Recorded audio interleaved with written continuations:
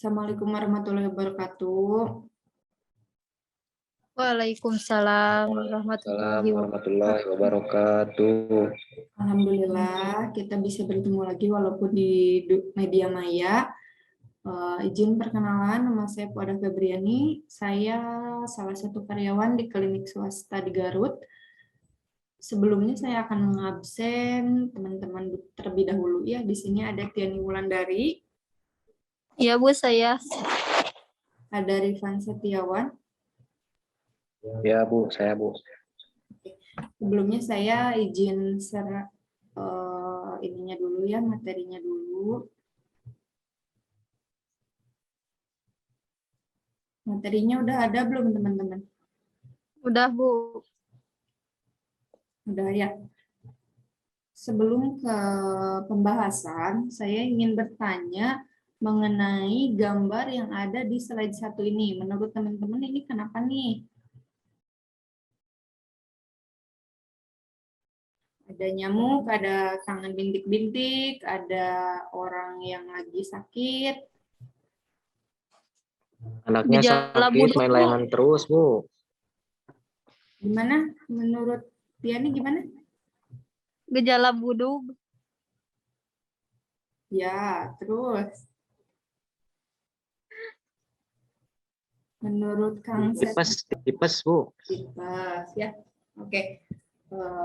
Sekarang kita mulai aja untuk ternyata ini gambar apa ya? Ternyata ini kita akan membahas mengenai demam berdarah, dengue, atau sering kita sebut itu DBD ya. Langsung aja ke materi. Di sini ada pengertian. Pengertian penyakit DBD itu apa? Penyakit DBD itu infeksi akut yang disebabkan oleh virus dengue ya, yang ditularkan dari seseorang penderita ke penderita melalui perantara gigitan nyamuk Aedes aegypti. Jadi nyamuknya itu nyamuk Aedes aegypti.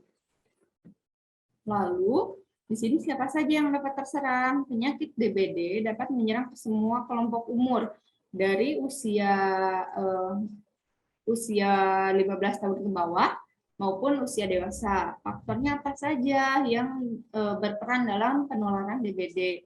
Bisa dari manusia, dari virus, dan dari nyamuk Aedes aegypti tersebut.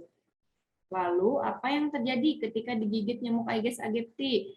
Jika kekebalan tubuh kita menurun, yang akan terjadi itu virus dengue menyerang ke trombosit. Trombosit itu sel bekuan darah yang merusak dinding pembuluh darah kecil. Lalu terjadi pendarahan dan kekurangan cairan yang ada dalam pembuluh darah.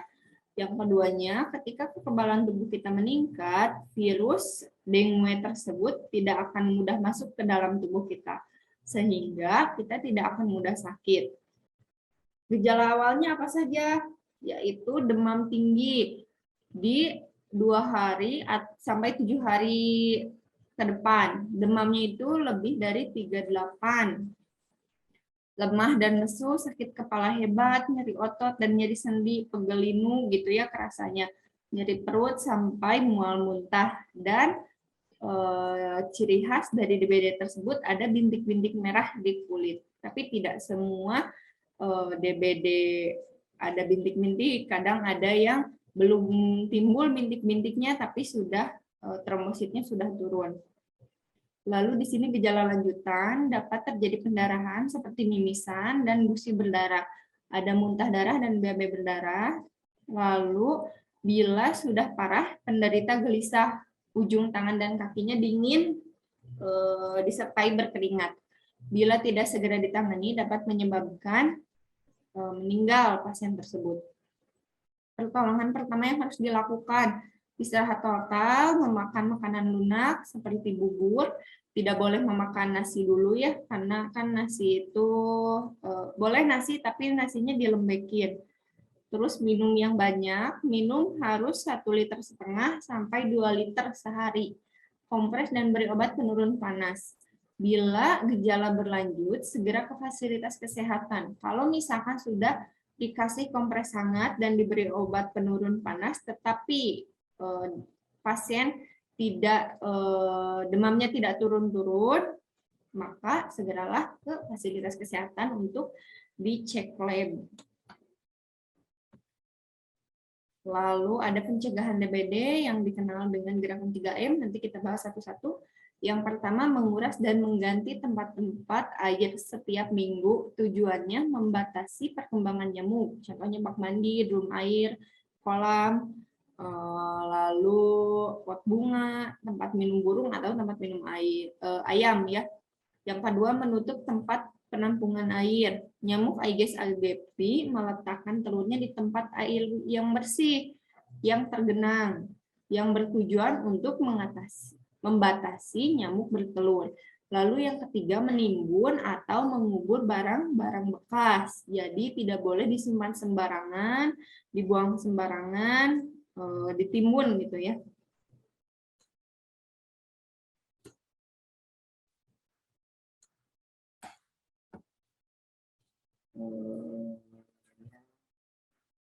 Materinya udah cukup. Jadi gerakan 3M itu untuk Teh Tiani nih, gerakan 3M itu apa Teh Tiani? Apa saja?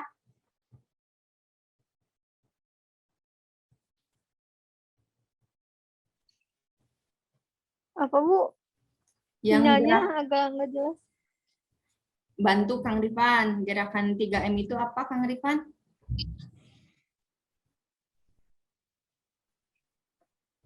Menguras, Bu, menguras seperti penampungan air, terus menutup tempat penampungan air, menimbun atau mengubur barang-barang bekas seperti kaleng-kaleng bekas yang kayak gitulah, Bu. Ya. Nah, itu untuk 3M-nya ya. Selanjutnya, apakah ada pertanyaan dari teman-teman yang untuk mengenai teori, bukan teori ya, materi DBD ini? Saya mau bertanya, boleh, Bu? Ya, boleh. Kan gini, Bu, ya, kalau misalkan anak kecil terus terserang DBD, kemudian si anak kecil ini tuh berobat, dan kemudian si anak kecil ini sembuh. Ya. Nah, yang menjadi pertanyaan, apakah di kemudian hari si anak kecil ini bisa terkena kembali DBD tersebut, Bu? Atau hanya sekali saja gitu, kemudian tidak terkena lagi? Untuk pertanyaan Kang Rifan, apakah ketika ada seseorang yang terkena DBD mempunyai riwayat pernah punya penyakit DBD, bisa nggak kena lagi gitu? Kalau menurut saya itu bisa terulang karena virus itu memberikan proteksi ke tubuh penderita, ya ke tubuh pasien tersebut. Jika kondisi pasien tersebut sedang tidak fit, sedang lelah, itu terus lingkungannya tidak bersih. Biasanya nyamuk kayak gini, nyamuk Aedes aegypti ini menggigit di siang hari. Kalau misalkan lagi capek, terus kondisi tidak fit, keserang ini nyamuk Aedes aegypti, itu kemungkinan akan terulang kembali karena sistem tubuh yang sedang tidak fit, seperti itu. Saya Bu mau bertanya, Iya, boleh. apakah benar jus jambu merah bisa dikonsumsi untuk pasien DBD? Nah, banyak banget ya yang nanya, sering ada yang nanya gitu, maupun pasien ataupun keluarga pasien yang bilang katanya kalau DBD itu harus minum jus jambu merah. Untuk penelitiannya secara ilmiah itu belum ada bahwa jus jambu merah bisa menyembuhkan seperti itu. Tapi kalau misalkan mau dikonsumsi itu boleh karena penyakit DBD ini memerlukan cairan elektrolit yang tinggi. Untuk cairan elektrolit ini biasanya cairan isotonik yang kalengan, kan banyak tuh ya yang di alfa-alfa, yang di apa namanya, yang di warung-warung seperti itu. Kalau untuk jus jambu memang belum ada penelitiannya, tapi kalau konsumsi boleh. Jangan terlalu banyak karena yang kebanyakan itu kan tidak baik, secukupnya saja. Seperti itu.